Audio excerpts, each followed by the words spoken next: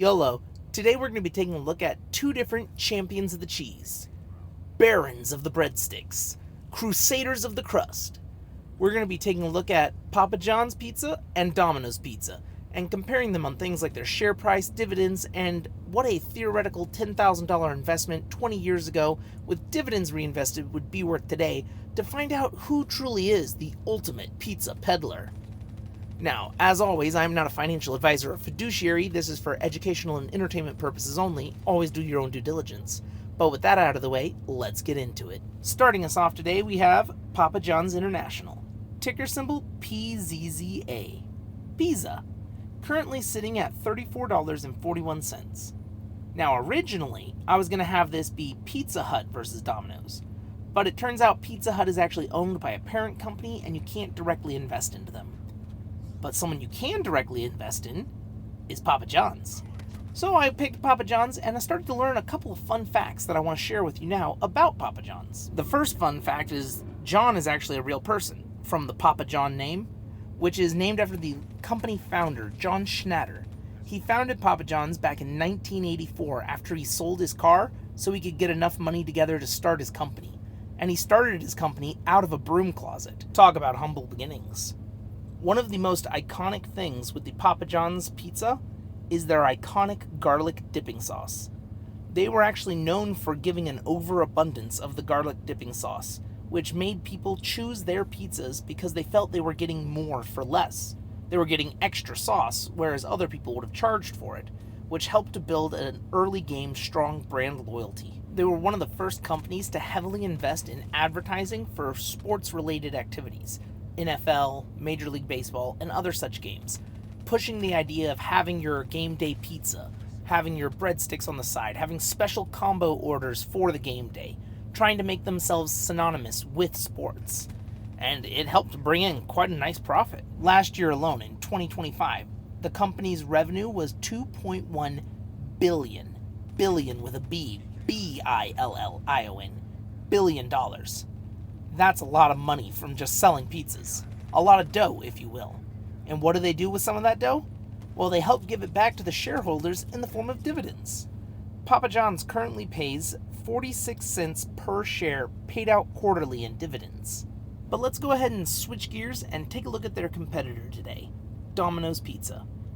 Ticker symbol DPZ, currently sitting at $373.35 per share. Absolutely blowing the competition out of the water in terms of share price. But with roughly a 20-year head start, it's to be expected. Domino's Pizza was founded in the early 1960s, but just because they started their company sooner doesn't mean their pizza was better. And what for most people would be a PR nightmare was an actual marketing campaign that they did back in 2009, when they publicly admitted, and I quote, "Our pizza used to taste like cardboard." But then they reinvented their recipe. This bold strategic marketing move drew a ton of attention and revitalized interest in the Domino's brand itself. On top of this, Domino's Pizza took a radical turn. They went very heavy into tech. They were one of the first pizza companies that allowed you to order pizza from a smart TV, tablet, cell phone, Twitter or X, or even in certain promotional deals using the pizza emoji itself. As if that wasn't enough, they were also one of the first pizza companies to deliver using drones and self-driving vehicles. Their bold technological innovation adaptation, along with a strong marketing rebrand and consistent franchise quality policy, helped to ensure that Domino's Pizza brought in tons of money. In 2025, their revenue was $4.94 billion. That's once again billion with a B. And what's one thing that they can do with all that money? Why, they can return some of it to their shareholders in the form of dividends, of course. Domino's Pizza currently pays $1.74 per share quarterly. But now we're going to take a look and see what a theoretical $10,000 investment in each of these companies 20 years ago would be worth today, to figure out who's had a better total return overall. Starting with Papa John's. 20 years ago, $10,000 invested, dividends reinvested, would be $29,300.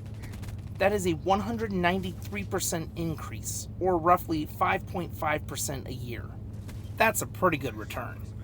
But let's see how it fares against Domino's. Same setup. 10,000 invested 20 years ago, dividends for reinvesting. Your total would be $507,650. A gargantuan 4,975% increase, or roughly 21 to 22% a year.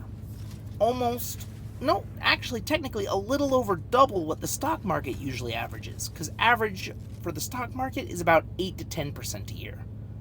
So maybe it's not pizzas that Domino's in the business of, it's profits. But in terms of total return, that goes to Domino's.